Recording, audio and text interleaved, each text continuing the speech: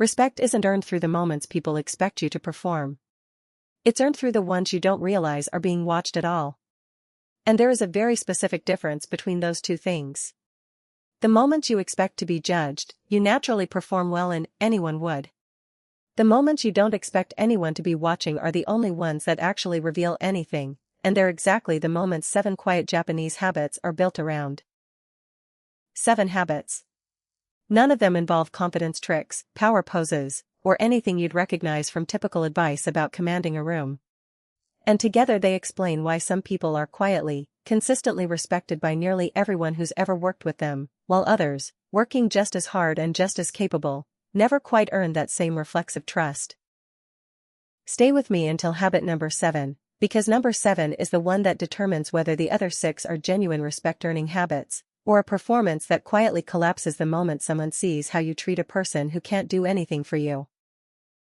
But first, habit number 3 is the one that's going to surprise you, because it costs almost nothing, takes seconds, and is very rarely mentioned in any conversation about how to earn respect, and it might be the single most consistently underrated habit on this entire list.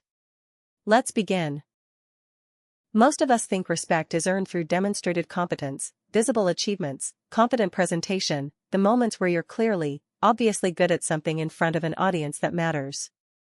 Competence matters, but it's not actually the primary mechanism behind lasting, reflexive respect, and a huge amount of research on trust and interpersonal perception points somewhere quieter instead. Japan has a specific cultural framework for this. There's Kenson, a deliberate, practiced humility, where genuine capability is expressed through restraint rather than display, on the understanding that visible skill announced too loudly tends to undercut the very respect it's trying to earn.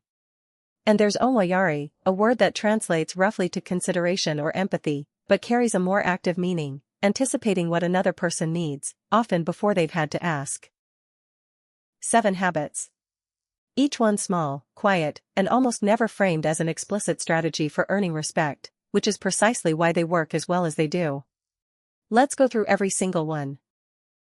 Habit number 1. Small promises are kept exactly as stated, every single time, never slightly adjusted after the fact. You probably assumed that big commitments are what build trust, the major deadline hit, the significant project delivered as promised. Stay with me, because research on trust formation consistently points somewhere much smaller, the tiny, easily forgotten promises, kept or broken, that most people never think to track carefully at all. Here's the mechanism.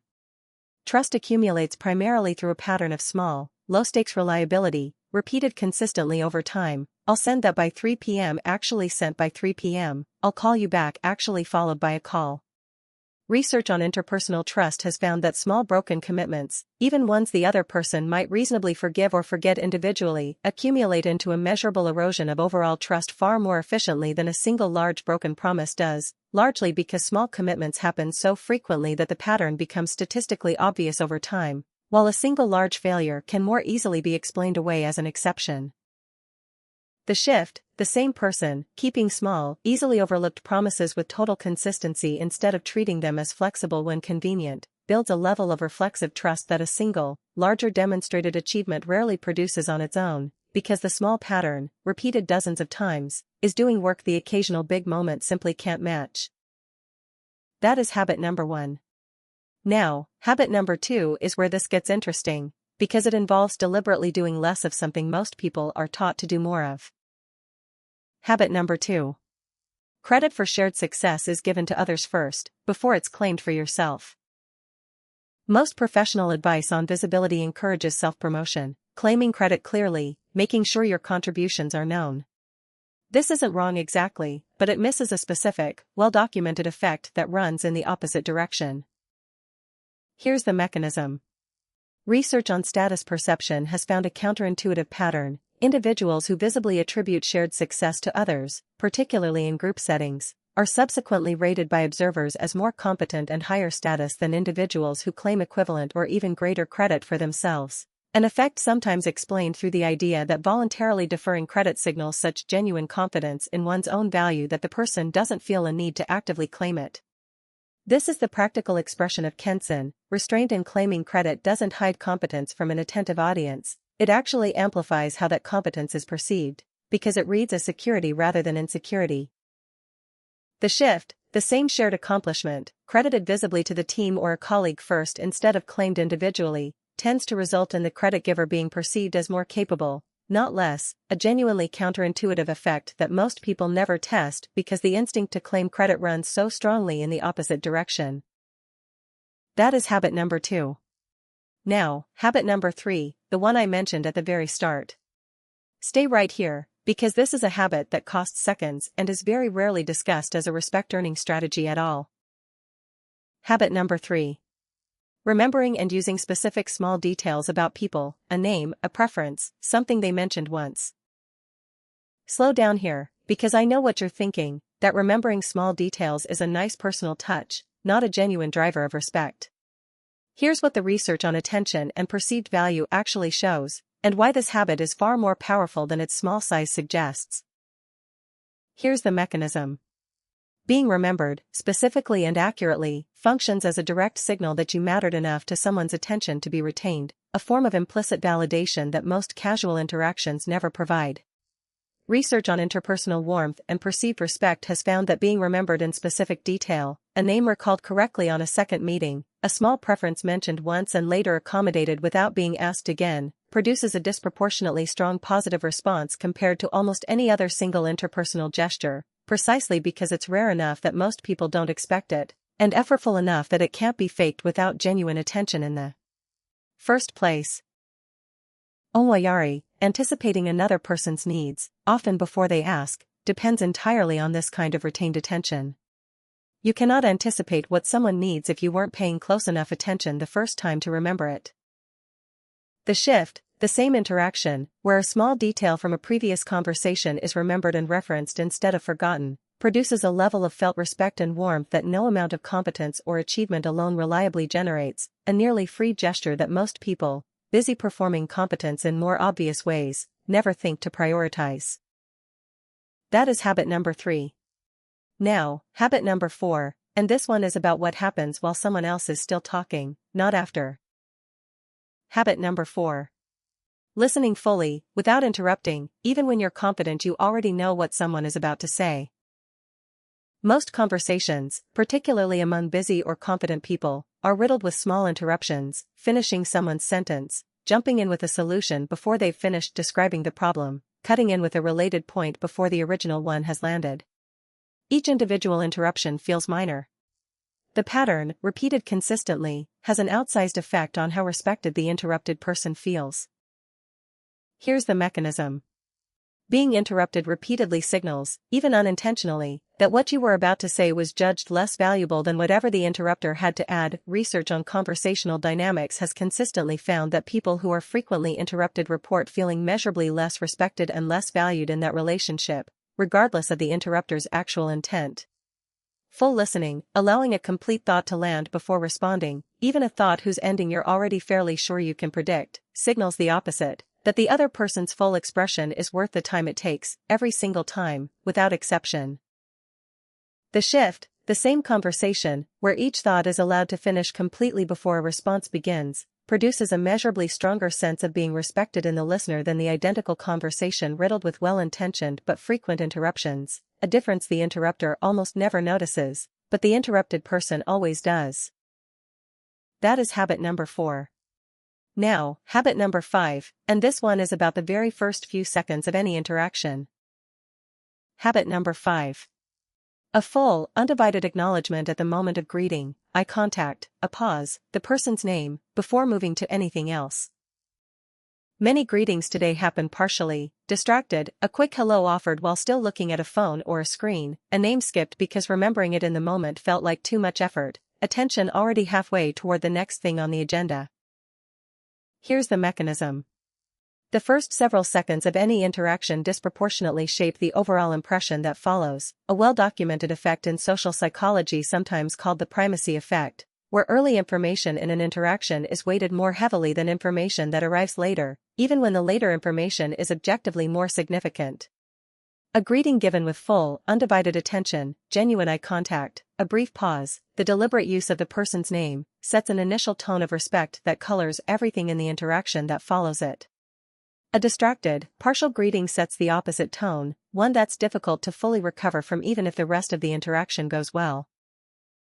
The shift, the same overall interaction opened with a full, undivided greeting instead of a distracted, partial one, is perceived more favorably from start to finish. The disproportionate weight of those first few seconds shapes the read on everything that comes after, regardless of how the rest of the interaction actually unfolds.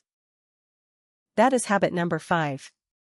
Now, habit number 6, and this one is about what you don't say, specifically about your own circumstances. Habit number 6. Difficulty and inconvenience are handled without visible complaint, particularly in front of others. This is gomen, a cultural value around enduring difficulty with quiet composure, rather than voicing frustration openly, particularly over things that can't immediately be changed. It's worth being precise about what this habit is not. It isn't suppressing genuine problems that need to be raised and solved. It's specifically about the reflexive, low-level complaining about minor inconveniences, traffic, weather, small annoyances, that most people voice constantly, largely out of habit rather than any genuine need to be heard. Here's the mechanism. Frequent, low-level complaining, even about genuinely minor things, has been associated in research on social perception with lower ratings of resilience and composure from observers, who tend to unconsciously generalize a pattern of small complaints into a broader judgment about how someone handles difficulty overall. A person who consistently absorbs minor inconvenience without voicing it reflexively is read, by comparison, as more capable of handling genuinely significant difficulty when it actually arrives, an inference observers make based on the pattern of small moments, long before any large test of that capability ever actually occurs. The shift, the same minor daily inconvenience, met with quiet composure instead of reflexive complaint, quietly builds a reputation for resilience that has nothing to do with how the person would actually handle a real crisis. The reputation is built entirely from how the small, low-stakes moments are handled, because those are the only ones anyone is actually watching closely enough to judge. That is habit number 6. Now, habit number 7, the one I told you at the very start, determines whether the other 6 are genuine or a performance. Stay here, because this is the most important thing in this entire video. Habit number 7. All 6 of the above are extended equally to people who have no ability to benefit you in return. This last habit isn't a separate item on the list. It's the test the other 6 have to pass for any of them to count as genuine respect-earning behavior rather than a strategic performance aimed only at people who matter to your own advancement. Here's what I mean. It's entirely possible to keep promises, share credit, remember details, listen fully, greet warmly, and endure inconvenience quietly, but only with superiors, only with people whose opinion of you carries some direct professional or social consequence.